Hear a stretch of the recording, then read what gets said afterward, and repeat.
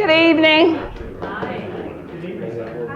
Okay, the fact that you all are here means one of two things. Either you were one of the 70 leaders throughout Florence County that were interviewed for the Helping Florence Flourish, or that your information came in after we cut off the deadline for the interviews. Can I see how many of you actually were interviewed?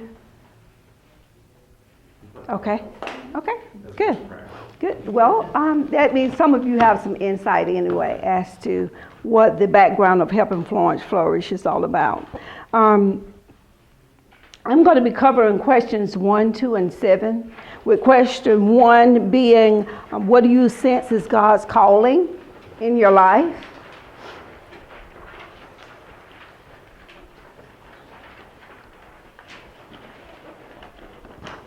Among those answers from the leaders throughout Florence County, you all will notice that serving was number 1.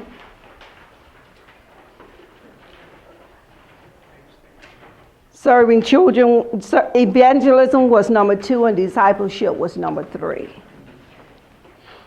And it's rather ironic that most of the leaders actually chose serving as one of the top 3 when it comes to how do you sense God's calling in your life, because when the second question was answered as far as how do you see God's calling playing out in service in your life, most of the people from that answered that question still responded back to serving. So it seems like throughout the community we can't get away from serving, be it on doing our work, our play, or even at home. Everyone saw a sense of serving throughout each realm of those different groups of questions, PowerPoints that came up, main items that were listed. In serving, we were asked, how do you see your calling playing out in service? I have a quote here from Dr. Martin Luther King, and it says, the first question which the priest and the Levite asked, if I stop to help this man, what will happen to me? But the Good Samaritan reversed the question, if I do not stop to help this man, what will happen to him? And that's a good question that we can ask throughout the community. Taken aback, oftentimes we do, and it's evidenced by the results of this survey that most of us do take a back seat when it comes to being servants here and feeling the need to actually serve our community. And evangelism to me and discipleship still all fall under the subtitle of service. And I feel as though in order for you to be an effective servant, then you oftentimes do have to take a back seat and humble yourself to become a good servant. And then play. Play was kind of alarming, the top answer for it actually, because most people, the vast majority of people say they don't have time for it. That's not good. That is not good.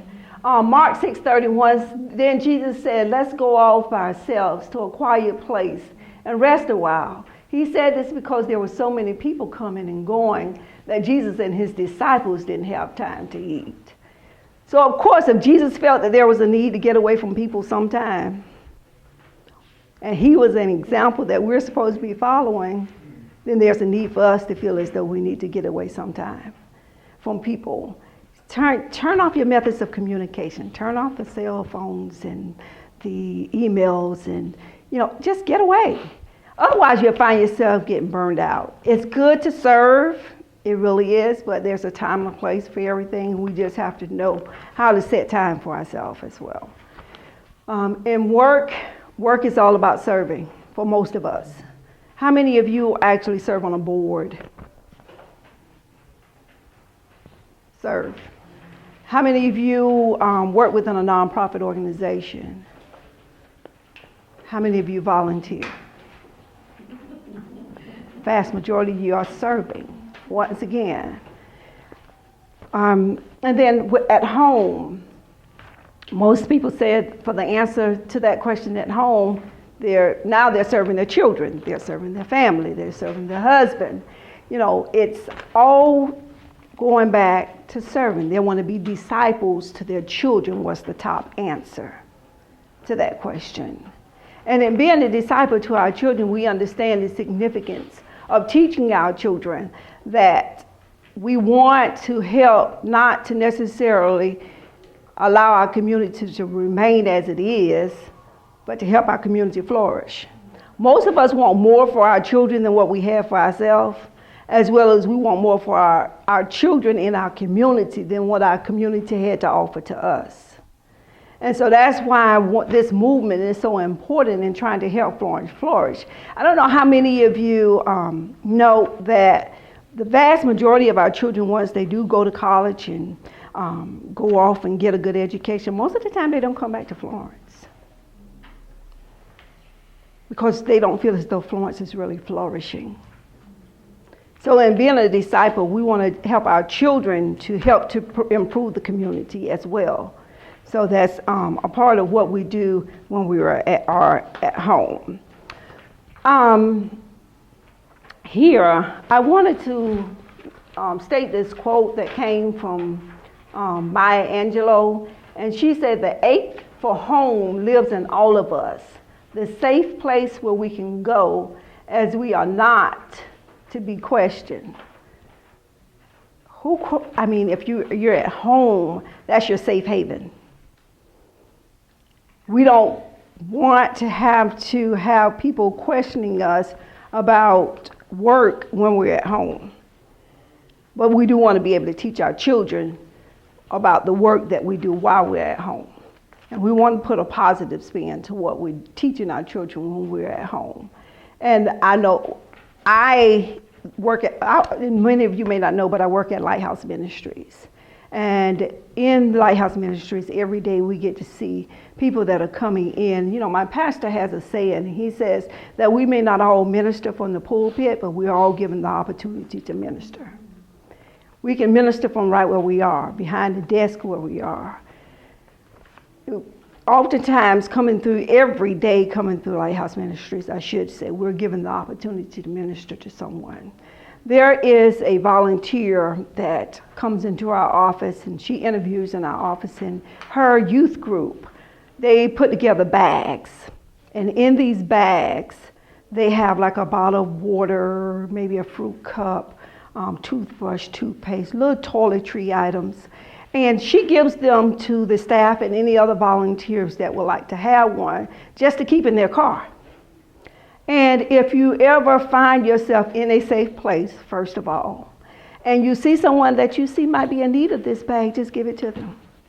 I can tell you there have been many a times that I've passed out these bags, and the expression on the individual's face that received the bag is just awesome. And it's an awesome opportunity to be able to minister. Why? Because they think that someone cares.